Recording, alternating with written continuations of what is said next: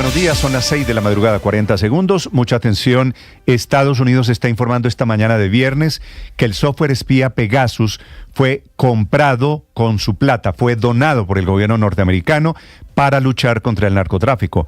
Una revelación entregada a través del periódico El Tiempo, que la publica esta mañana en su primera página y que cambia totalmente la denuncia del presidente Petro sobre Pegasus. Las fuentes son funcionarios del gobierno Biden en Washington y en Bogotá. Pegasus, pues, no fue comprada con plata ilegal ni del narcotráfico, que era el fantasma rondando alrededor de este escándalo, sino con plata puesta en efectivo por el gobierno de Estados Unidos. Se la entregó a la policía, aparentemente la operó la policía, el general Vargas a la cabeza, no para espiar al presidente Petro, ni para espiar a políticos, ni a manifestantes del paro, ni a primera línea, ni a opositores. Lo que cuentan esas personas, esas fuentes, es que el presidente Duque, increíblemente, ni el Ministerio de Defensa del momento se enteraron del negocio o se enteraron de la donación, que es tal vez lo más raro. Estados Unidos compró Pegasus, regaló, donó 11 millones de dólares y no le contó a nadie del gobierno. Eso es lo que están informando, que era para un espionaje contra el narcotráfico. Y agregan que Pegasus dejó de usarse en el año 2022, antes de que el presidente Petro llegara a la Casa Blanca, a la Casa de Nariño, en agosto, hace ya 2 años largos. Bienvenidos, les vamos a hablar de esta revelación. Ahora, los detalles que sabemos de Pegasus es que esos 11 millones de dólares efectivamente los puso el gobierno de Estados Unidos, se los entregaron a los señores que vinieron de Israel en 2 aviones que volaron desde Tel Aviv a Bogotá entre junio y septiembre del 2021. Todavía, por supuesto, quedan muchas preguntas para responder. Por ejemplo, ¿por qué Duque, el presidente del gobierno anterior, no supo, no se enteró tampoco el Ministerio de Defensa en qué utilizaron Pegasus o por qué lo desactivaron cuando llegó el presidente Gustavo Petro? ¿Y dónde operaba Pegasus? Si era en la Embajada de Estados Unidos, en la calle 26, en Bogotá, o en la sede de la policía, o por qué borraron el rastro de Pegasus. Por supuesto, todavía muchas más preguntas alrededor de lo que denuncia el presidente Petro, una denuncia original que era en un tono diferente. Hoy más que nunca es muy ruidoso el silencio del general Vargas de la Policía Nacional, que fue candidato a la alcaldía de Cambio Radical y que es el más callado en este episodio. Ya el general Vargas, citado a la Fiscalía, una orden que desatendió. El presidente Petro alcanza a decir esta mañana vía Twitter que si la versión que trae El Tiempo es cierta, todo alrededor de Pegasus sería aún peor. Es posible que sea aún peor, pero sería diferente, porque esto, por supuesto, levanta el fantasma de que Pegasus era para espiarlo a él. Poco probable que Estados Unidos haya puesto 11 millones de dólares para espiar a quien iba a ser el presidente de Colombia. Ya les voy a contar en segundos cómo amanece Colombia en medio de las muy intensas lluvias, de las emergencias que van a seguir durante todo este fin de semana festivo. Hay inundaciones esta mañana, deslizamientos, granizadas muy fuertes aquí en Cundinamarca. Hay pueblos usualmente de agricultores verdes, pueblos que amanecen blancos por cuenta del granizo. Tocancipá, Cajicá, Ubaque, Fomeque, Villapinzón, Guayabetal, La Calera, Huasca, Gachetán, Cundinamarca. Seguirá lloviendo en Bogotá, en donde ya se superó parcialmente la emergencia en la autopista norte, que está llena esta madrugada de motobombas en caso de que vuelva a llover, como dice el IDEAM. Colegios privados como el Andino, el Cambridge, el Británico, el Colomboamericano, la Frontera, el San George, la Montaña, todos en esa zona del norte de Bogotá vuelven esta mañana a tener clases, pero la recomendación de la Secretaría de Educación es que las clases las levanten a mediodía, que regresen los niños a mediodía, porque el aguacero volverá a ser intenso en la tarde y no quieren que los niños vuelvan a quedar atrapados como quedaron el miércoles en la tarde-noche en sus rutas escolares. A propósito de esas inundaciones, dice el presidente Petro vía Twitter, pone una foto de Cataluña. En realidad es una foto de un pueblo, se llama Massanassa, en Valencia. La tesis del presidente Gustavo Petro es que hay que recoger agua en las calles y que el Estado debe financiar esos programas para luchar contra el cambio climático. La inundación de momento ha bajado en la autopista norte, pero queda la tormenta política alrededor de las responsabilidades. El presidente Petro dice que es culpa de que le tumbaron su POT, el Plan de Ordenamiento Territorial, cuando fue alcalde de Bogotá. La ministra Mohamed se niega a acelerar las licencias ambientales para ampliar la autopista norte o para hacer la ampliación de la avenida Boyacá. Una pelea política como si Bogotá tuviera que escoger entre medio ambiente y desarrollo vial.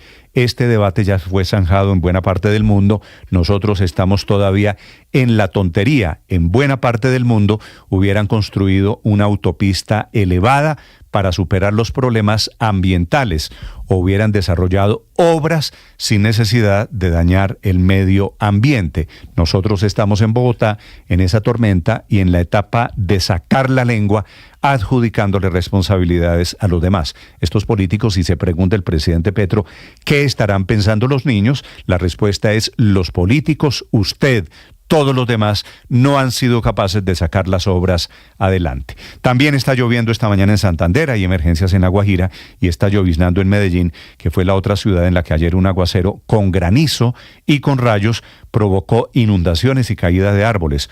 Ocurrió en Las Palmas, en El Poblado y en Santa Elena. El IDEAM pronostica que va a seguir lloviendo al menos todo este mes de noviembre y por lo menos comenzando el mes de diciembre. Bienvenidos, tenemos muchas historias para acompañarlos. Aniversario número 105 de la Fuerza Aérea Colombiana. Les contaré en segundos del ELN, que por un lado está anunciando nueva etapa de diálogos con el gobierno en Venezuela, pero al tiempo paro armado que comienza mañana sábado en el departamento de Chocó. Esa misma guerrilla que secuestró a un reconocido ganadero en Catatumbo, que con un francotirador mató a un soldado, sigue con el gobierno intentando decir que quiere la paz. Y la historia en segundos, por primera vez, un magistrado que decide no posesionarse ante el presidente de la República, que ha sido siempre la costumbre, es el magistrado nuevo de la Sala Penal de la Corte Suprema, se llama José Joaquín Urbano, que pidió posesionarse el 5 de diciembre ante sus colegas, ante el presidente de la Corte, por supuesto, allí un mensaje muy poderoso. Bienvenidos las historias, las noticias de Colombia y el mundo. A partir de este momento, este viernes 8 de noviembre, también es el día del radiólogo. El resumen lo preparamos en Voces y Sonidos en Mañanas Blue. Hubo un Pegasus que, de acuerdo con lo que conocemos, tenía que haber sido renovada la licencia, porque esto no es de duración indefinida. Entiendo que son licencias por un año, lo cual significaría que después tuvo que haberse hecho. Esta es la última declaración del gobierno Petro y su ministro de Defensa sobre la existencia del software espía Pegasus, que según la denuncia del presidente Petro, se había obtenido tras una transacción con una empresa israelí. Sin embargo, en las últimas horas se abrió un nuevo capítulo sobre este polémico caso. Funcionarios del gobierno de Estados Unidos confirmaron que fue ese país el que financió la compra, según reveló El Tiempo. La transacción, que se realizó en 2021, fue parte de un acuerdo de cooperación destinado a combatir el narcotráfico, y se asegura que los fondos utilizados fueron de origen lícito. Llama la atención que estos funcionarios dicen que el expresidente Iván Duque no tenía conocimiento sobre la compra. Ante esta revelación del diario El Tiempo, el presidente Gustavo Petro reaccionó a través de su cuenta en X. Dijo que si es cierto, sí que serían peor las cosas. Emergencias ahora en 11 municipios de Cundinamarca por cuenta de los fuertes aguaceros y granizadas que generaron graves inundaciones. En algunas zonas, una capa blanca de hielo cubrió varias carreteras, causando estragos en la movilidad, e incluso hubo crecientes súbitas de ríos. Álvaro Farfán es delegado departamental de bomberos de Cundinamarca. Se reportan inundaciones en el municipio de Tocancipá y de Cajicá, situación que al momento ya está bajo control. También granizadas en jurisdicción del municipio de Villapinzón, con afectación tanto del casco urbano como rural. El reporte de la alcaldesa de Cajicá, Fabiola Jacome. En este momento nos vamos a dirigir a algunas viviendas que nos han manifestado se inundaron, y vamos a revisar junto con la Secretaría de Salud y el hospital cómo está la situación de las familias, si hay que reubicarlas y llevarlas a dormir esta noche a algún lugar para que estén seguros y tranquilos. En Bogotá, el distrito ya está listo con medidas temporales para evitar que el agua vuelva a causar estragos en el norte de la ciudad. El alcalde de Bogotá, Carlos Fernando Galán. Y van a arrancar los equipos para hacer una revisión adicional general de los vallados alrededor de la autopista y alrededor de estos puntos de la autopista, una revisión adicional del vertedero que tiene el humedal también hacia el canal que lleva después al río Bogotá, para revisar si es necesario nuevamente hacer eventualmente una limpieza para que nos permita garantizar que fluya mejor el agua en esta zona. Tras estas emergencias, la ministra Susana Muhammad pidió al alcalde Galán conversar y no buscar culpables. La solución es tener proyectos de calidad, proyectos que contemplen el cambio climático, proyectos que realmente garanticen que no vamos a profundizar el problema, que no vamos a profundizar la vulnerabilidad y que vamos a generar mejor infraestructura más resiliente. Se cayó este árbol acá en Las Palmas. Se cayó ese señor encima de esa camioneta.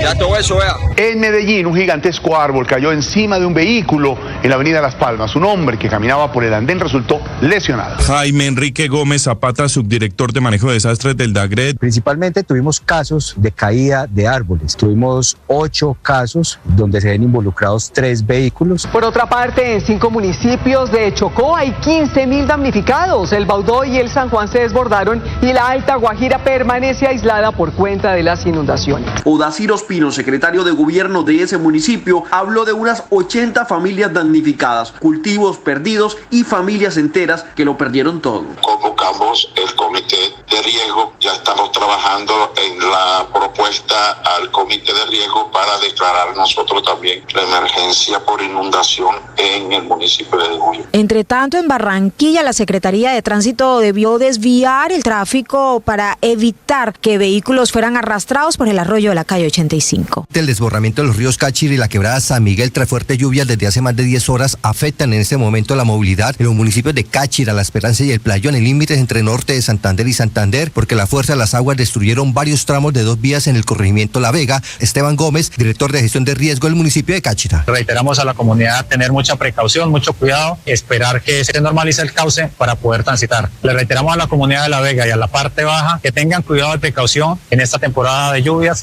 Esperamos que la población cumpla esta restricción para evitar incidentes. El Frente de Guerra Occidental del ELN anunció un paro armado indefinido a partir de este sábado en los ríos San Juan, Sipí y Cajón. Dice la guerrilla que lo hacen para enfrentar al Clan del Golfo, que está ganando control territorial en esa zona del país.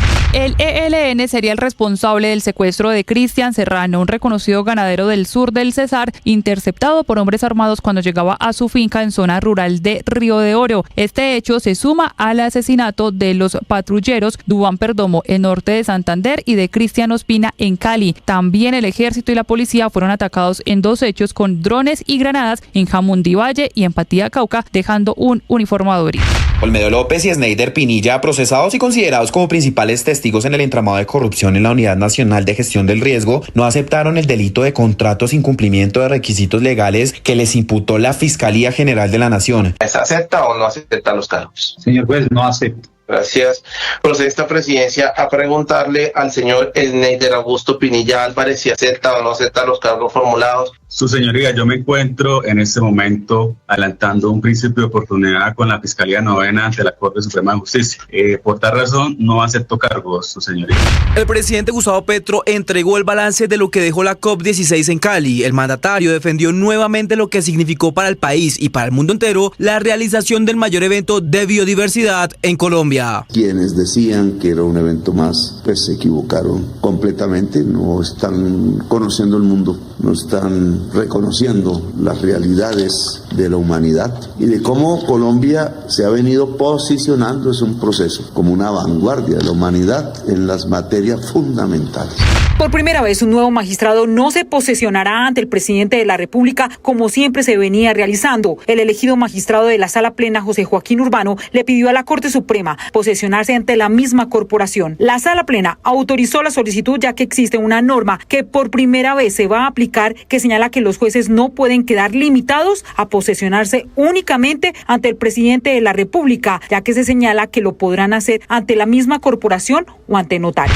Se conoció un video en el que el director del Departamento de Prosperidad Social, Gustavo Bolívar, habla de una campaña de desprestigio contra varios medios de comunicación, entre ellos Caracol, RCN y Semana. Tras la filtración, Bolívar respondió respondió en su cuenta de X: es una conversación absolutamente privada. No debo rendir cuentas por lo que digo en privado. ¿Cómo llega a manos de un medio una conversación 100% privada? Ante esto habló el director de la Fundación para la Libertad de Prensa, Jonathan Bocco. Pues esto, por supuesto, va en contravía de los principios de libertad de prensa y termina afectando el trabajo de los medios de comunicación y de los periodistas.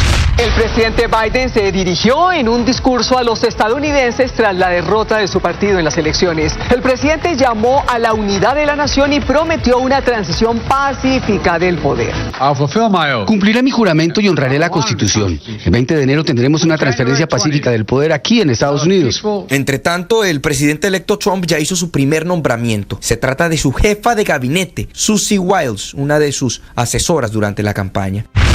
27 jugadores convocó el director técnico de la Selección Colombia, Néstor Lorenzo, para los 2 juegos de eliminatorias que se jugarán el 15 y 19 de noviembre ante Uruguay en Montevideo y Ecuador en Barranquilla respectivamente. Las principales novedades son las del volante Gustavo Puerta, que reemplaza al lesionado Jefferson Lerma, y el exdelantero de Millos, Carlos Gómez, jugador del Stade Rennais de Francia, además del volante Sebastián Gómez del Coritiba de Brasil. En la lista, por supuesto, que aparecen las 2 máximas figuras, James Rodríguez y Luchito Díaz, el goleador del Liverpool de Inglaterra.